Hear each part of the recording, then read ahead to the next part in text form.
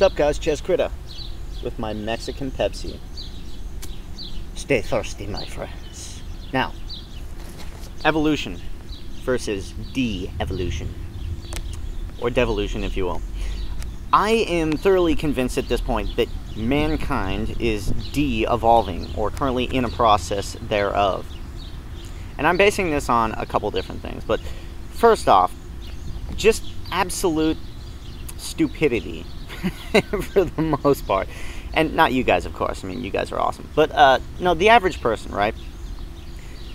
And I was reading a study on cell phones and how kids with these smartphones now, they're basically testing lower in IQ, lower in just general reasoning, even math skills, because the smartphone becomes an extension for their own thought process, right? It's an extension of their brain.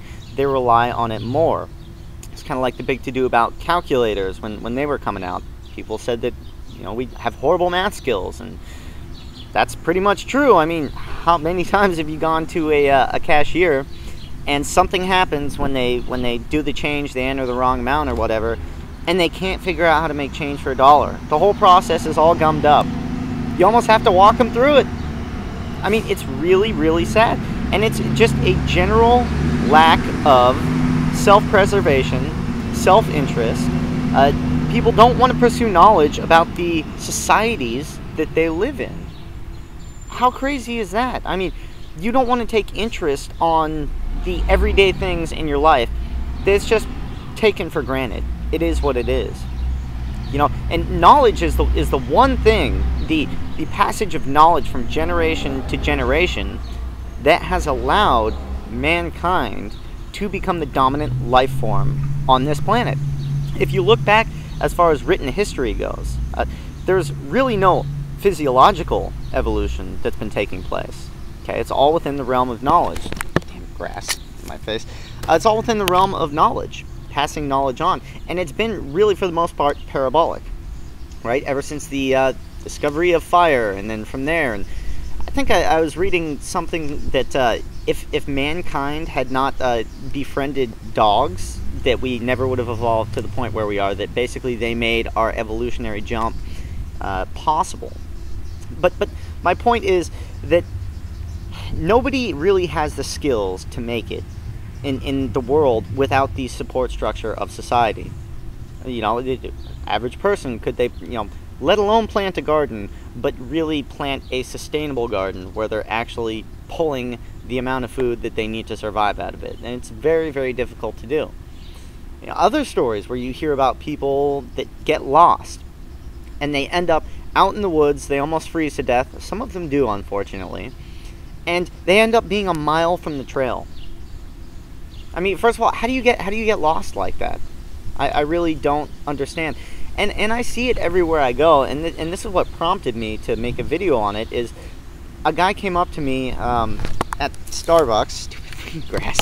A guy was at Starbucks, and I sat down with my computer, and he's like, "Oh, are you trading stocks?" Nah, I'm like, no, you know, I have in the past.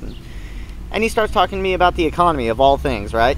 You sit down next to Ches Critter and start talking about the economy. But anyways, he goes, "Yeah, man, I lost $50,000, you know, a couple years ago. A friend told me that there was this really good deal, and I put it in, and I was supposed to get so much per month, and I didn't realize that I would never get my principal back, and so I can't access that $50,000.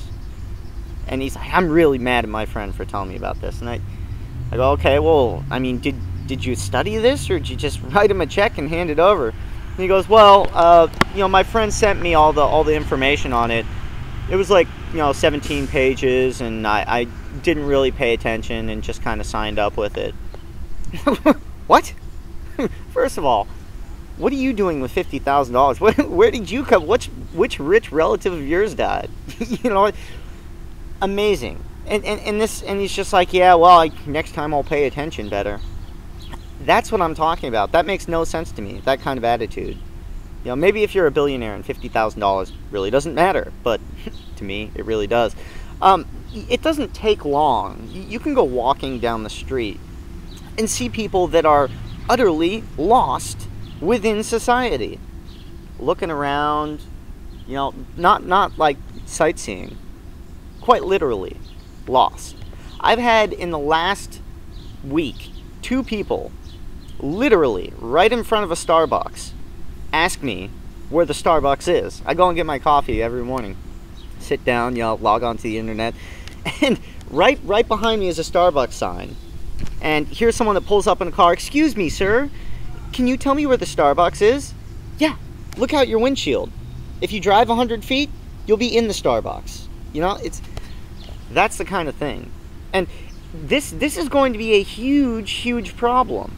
And this kind of dovetails into the average person in society has become very soft, right? I mean, they are soft. They are incapable of surviving without the support structure around them. And of course, if you watch me, you know that I think the support structure is fragile, to the point of, I think it will come down at some point. And you go back to the Great Depression times where a lot of people knew a lot of skills. Basic stuff that we all take for granted. Skills like sewing. Skills like food storage. This stuff is huge. It is what has allowed mankind to evolve this great modern society where we have all this free time. Where something like 5% of the population is worried about food production and the other 95% does other stuff. The average person really doesn't know any mechanical or carpentry skills. Probably not you guys, because you're a subscriber of mine. Congratulations. But it worries me, because let's say we do have some sort of catastrophic event. I don't want to beat this to death, but let's say we do. What's the danger? Is the danger the event? Is the dangerous thing the ATM machine that stops spitting money out? Is the dangerous thing the fact that there's not going to be food in the stores? Not if you're smart about it. The most dangerous thing during any sort of event like that, where the support structures of society break down, or you have an outright collapse altogether, is people. Unprepared people. This is the danger, and that's why a lot of these preppers, they get their guns and stuff, right? There's a reason you got this stuff. That leads me to something else, which is preppers in general. I don't like the term prepper. Jesus, there's all sorts of stuff going on out here. I don't like the word prepper. I don't like to be labeled by it. Survivalist. A couple generations ago, this was just mankind. That's what we were, right? If you lived in revolutionary times, you were crazy not to have a long gun. Everybody had one, because it was part of your life. You built a lot of your own furniture. You built your own house. You tilled your own fields. And that's something that has just been lost, and ignorantly, blissfully lost. People don't care anymore. They don't even care where it comes from. I was reading another article. Maybe it was a study. They were asking kids, grade school kids, okay, where milk comes from. They couldn't answer. Not the correct answer. Most of them gave the answer, the logical thing, I guess, if you're a kid, the store. Most of them did not know that milk comes from cows. No, it's just a white liquid. It's like Gatorade, right? Where's the Gatorade cow? This is stuff that I knew as far as I knew anything. Like 2-3 years old. Where does milk come from? It comes from cows. Like, how could you possibly not know something like that? And so it worries me, because I see the trends out there, and I see society getting dumb. And not only that, physically. Physically, America, we are in horrible shape. I don't understand how people let themselves go. I understand being a little bit fat and happy. Hey, that's cool. But morbidly obese to the point to where you submit to life on a rascal scooter. That's amazing. And just debilitation in general. Lack of exercise, fitness. I'm a little bit biased because it's kind of what I do for a living. But my point is, we are setting up a very fragile, weak population that is weak in intellect, weak physically, weak in basic skills for a collapse scenario. And that is going to be nightmarish. And another study I read, people are moving back into the cities because You know, younger kids, they don't want to pay for a car and all this stuff. Well, cities, I think going forward, are not going to be sustainable in the long run or safe. But I don't know. Just some thoughts for you guys. Adios.